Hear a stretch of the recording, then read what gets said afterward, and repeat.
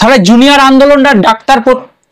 Junior ডাক্তাররা আন্দোলন প্রত্যাহার করে নিয়েছে সাধারণ মানুষের স্বার্থে। পুজো আসছে সামনে, এমনিতেই সরকার রুগী ভার্সেস ডাক্তার করে দিচ্ছে, গণশত্রু করে তুলছে, সেটা যাতে না করতে পারে সেই জন্য আন্দোলন প্রত্যাহার করে ফুল ফ্লেজড কাজে ফিরতে চাইছে।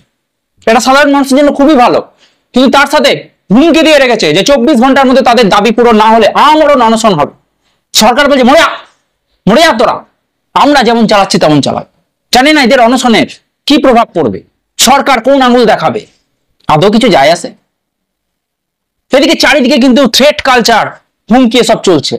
সরকার কিন্তু খুব সিরিয়াস বাংলায় এইসব, এই খুন ধর্ষণ এসব নিয়ে। তার নমুনা দেখুন, কুলতলিতে আবার একটা নাবালিকা ধর্ষণ করে খুনের অভিযোগ উঠছে, বেচারি টিউশন করে ফেরার পথে এইসব ঘটনা। শুরুতেই জয়নগরের বহিষ্কারের ছবি রাখবো আপনাদের সামনে, যেখানে 9 বছরের বালিকাকে ধর্ষণ করে খুনের অভিযোগ, আর সেই অভিযোগকে ঘিরে অগ্নিকম্প হয়ে উঠল জয়নগরের মহিষমারি এলাকা। মানুষের মনে একটা বদ্ধমূল ধারণা হয়ে গেছে সাধারণ মানুষের, যে আইনের শাসনটা নেই আর রাজ্যে। কিন্তু গ্রাম আর শহরের এটাই পার্থক্য। সেখানকার মহিলারা রণংদেহী মেজাজে, দেবী পক্ষ চলছে, খাড়া হাতে, অস্ত্র হাতে, ত্রিশূল হাতে নেমে পড়েছে, জ্বালিয়ে দিয়েছে থানা।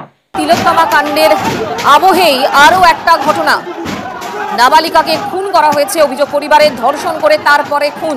নিখোঁজ বালিকার পরিবারের দাবি যে টিউশন থেকে পড়ে বাড়ি ফেরার পথে নিখোঁজ হয়ে যায় ওই ছাত্রী। তারপরে জলাজমি থেকে দেহ উদ্ধার হয় এবং তারপর তার দেহে একাধিক আঘাতের চিহ্ন মিলেছে।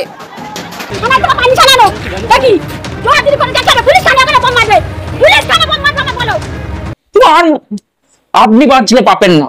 এসডিপিও যারা যারা গেছিল সব পুরো একদম সাফ করে দিয়েছে, তাড়া করে গ্রাম ছাড়া করেছে। এইটাই হচ্ছে পার্থক্য। এদিকে শহরে বাবুরা, সুশীল ভদ্র সমাজ 1 মাস ধরে আন্দোলন করছে, 2 মাস ধরে হয়ে যাবে, মিটিং করছে, কিন্তু তার ফল কিছু পাওয়া গেছে কি? হ্যাঁ, পাওয়া গেছে সাগর দত্তে আর একটা আরজিকর করার হুমকি। বিভিন্ন নেতা মন্ত্রীরা হুমকি দিচ্ছে। শাসক দল জানে যে শহরে মেকি আন্দোলনে সব কিছু হবে না, ওই সেলফি স্ট্যাটাসে তোলা হবে। গ্রামের মানুষ যদি একবার জেগে ওঠে, সব পুড়িয়ে জ্বালিয়ে ছাড়খাড় করে দেবে। তবে আমাদের পুলিশ প্রশাসন কিন্তু অসাধারণ কাজ করছে।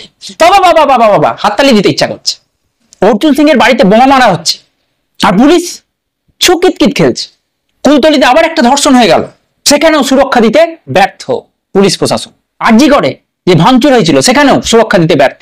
বাঁশদ্রোণীতে পেলোডারে একজন ছাত্রের মৃত্যু হয়েছে, সেখানেও মার খেয়ে বাড়ি এসেছে পুলিশ।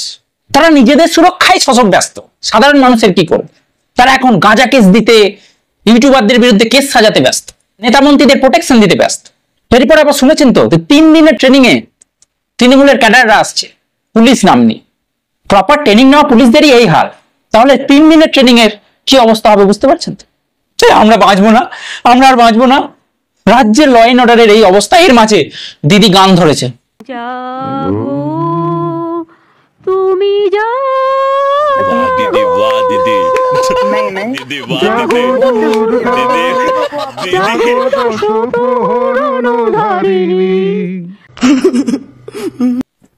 মা জাগবে না, মা জাগবে না দিদি, বিশ্বাস করুন।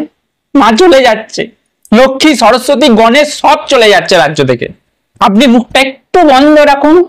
উনি যে লোকের কান খারাপ করে দিলেন, সবাই যে তৃণমূলের অফিসের দিকে পুজোর পরে মিছিল করে যাবে, সেটা কি হবে? আমি বলবো মমতা বন্দ্যোপাধ্যায় অত্যন্ত বড় মনে, যাদের যাদের আপনার গান শুনে কান খারাপ হয়েছে, তার মধ্যে শুনতে পাচ্ছি ববি হাকিমও আছে, বলতে পারছে না, সিটে দাঁড়িয়েছিল। ইন্দ্রনীল সে গান ধরেছিল, গান ধরার সঙ্গে সঙ্গে তাকে থামিয়ে দেওয়া হয়েছে। আমি শুনছি যে ইন্দ্রনীল বাবুর নাকি কানে কিছু আওয়াজ হচ্ছে, ঠিক আছে? কেউ বলতে পারছে না, গান খারাপ হয়েছে বললেই চাকরি চলে যাবে।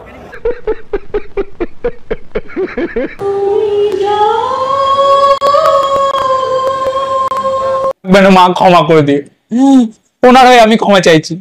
তুমি যেও না, পারলে তুমিই পারো বাংলাকে বাঁচাতে, আর না হলে বিজয় করে দাও। দরকার নেই, বিজয় দশমী করে দাও, একদম বিজয় দশমী করে দাও বাংলা। একটা ফ্রি অ্যাডভাইস দিয়ে রাখি, পুজোতে আর যাই করুন, আন্দোলন করবেন না।